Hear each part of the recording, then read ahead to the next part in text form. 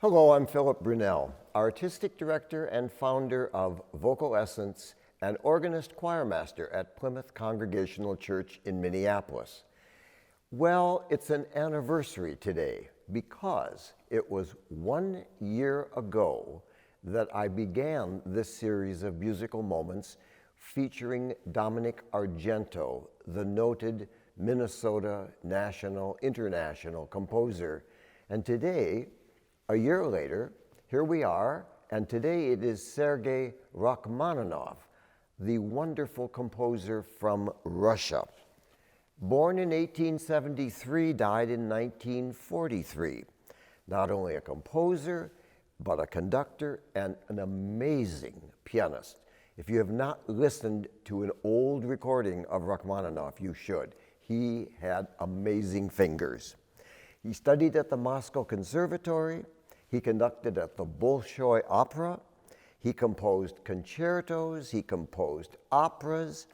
In 1906, he went to Dresden, and then in 1909 to the United States, where he toured around the country and played with the Boston Symphony, with the New York Symphony, as it was called then, conducted by Mahler, and did 26 performances around the USA.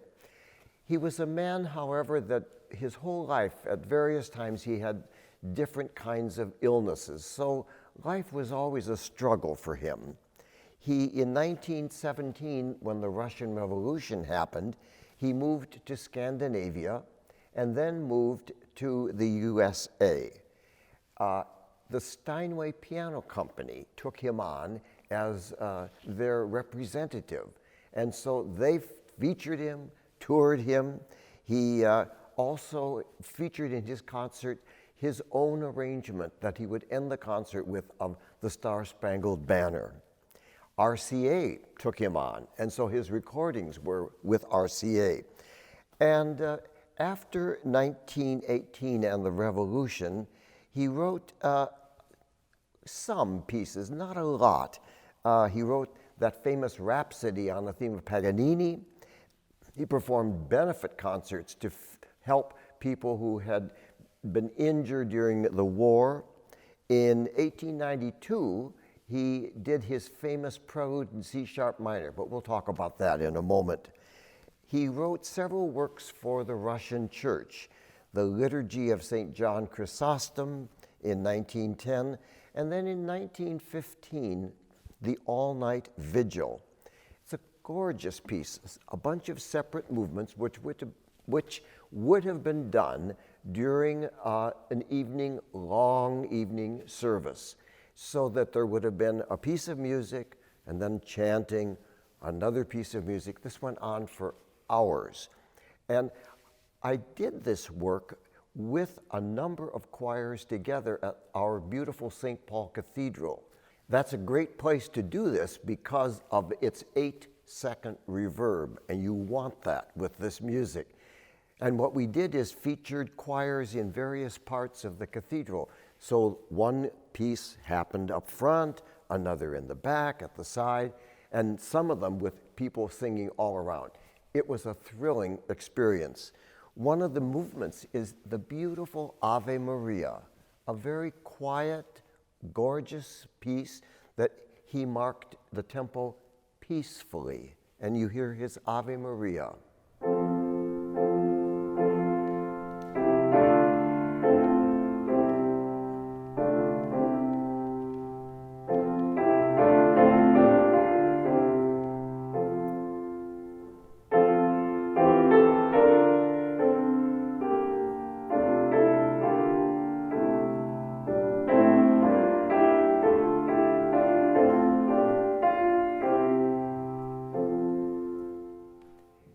2 years ago, the ensemble singers were in Mexico City on tour, and we went to that beautiful, huge cathedral of Our Lady of Guadalupe, and the big church which seats thousands, and near it is the old cathedral that they don't use as much. It had, during the earthquake, it became a little fragile. It's still used.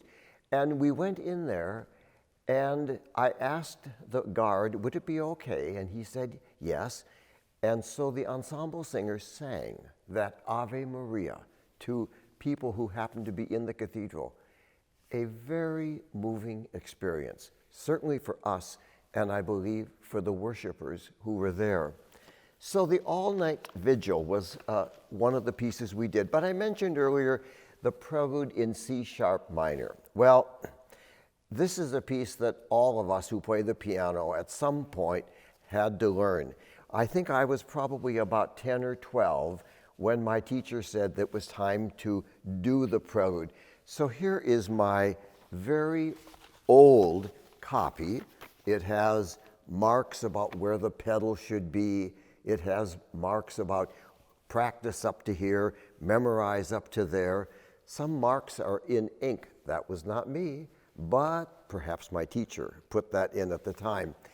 And so it's a great piece. The thing about the piece that I think not everybody remembers is, you know, on the piano, you have 3 pedals. You have the right pedal, which is that damper that, you know, you hold, you take a chord,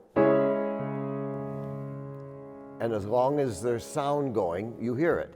Then you have the left pedal, the piano one, and on this one, if you looked inside the piano, the hammers all move over, so that instead of a hammer striking 3 strings, it only strikes 1. So it's softer. But then there's that middle, mysterious pedal. And that pedal, which you need for this piece, is the one where you play a note and then put that pedal down. And no matter if you use the right pedal, this middle one will only hold down that note that you had. So that, for instance, when you start the Prelude in C sharp minor, it's the C sharp when you go.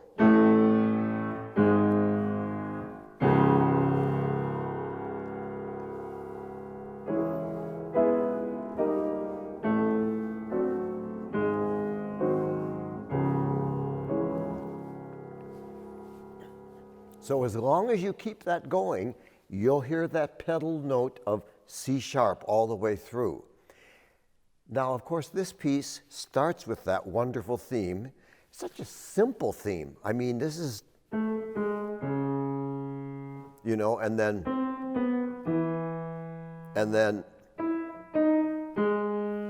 that's basically the theme. And it's how he develops that theme. I'm not going to play the whole piece for you, but you get an idea at the beginning of those notes and what he does with it.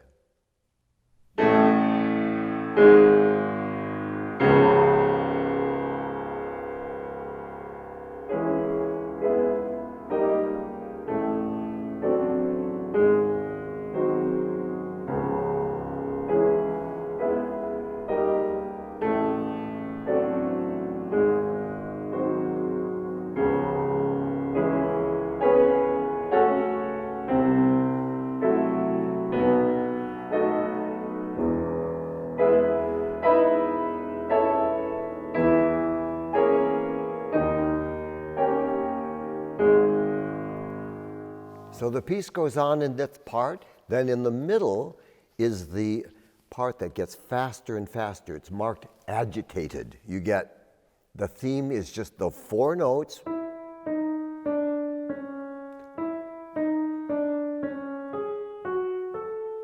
But you get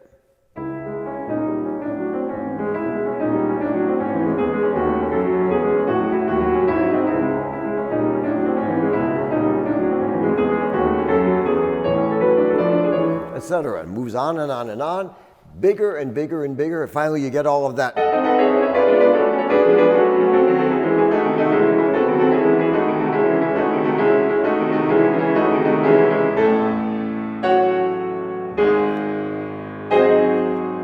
And then comes that theme from the beginning.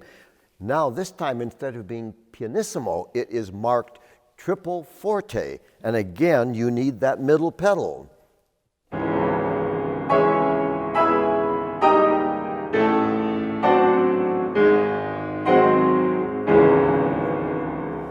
And finally, at the very end, as it begins to taper down in sound, it's that constant low C sharp, so that you hear.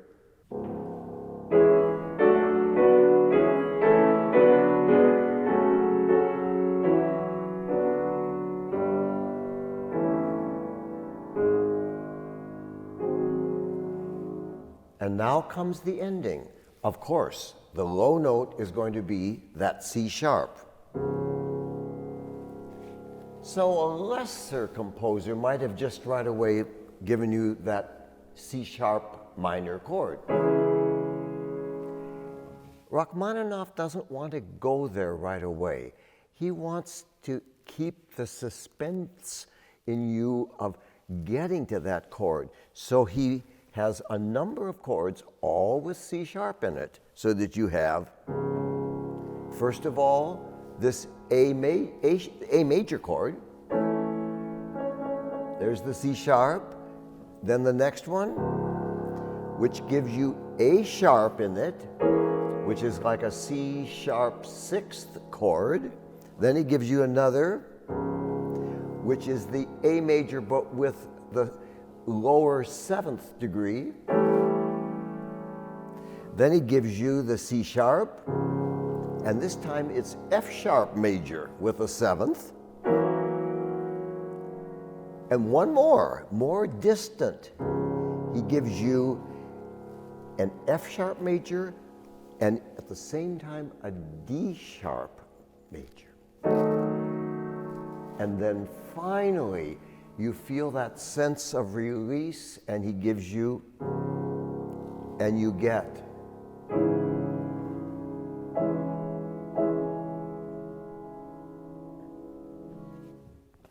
Have a wonderful day. Did you think I couldn't analyze it? Is that what you want? Very well done. Oh, gee.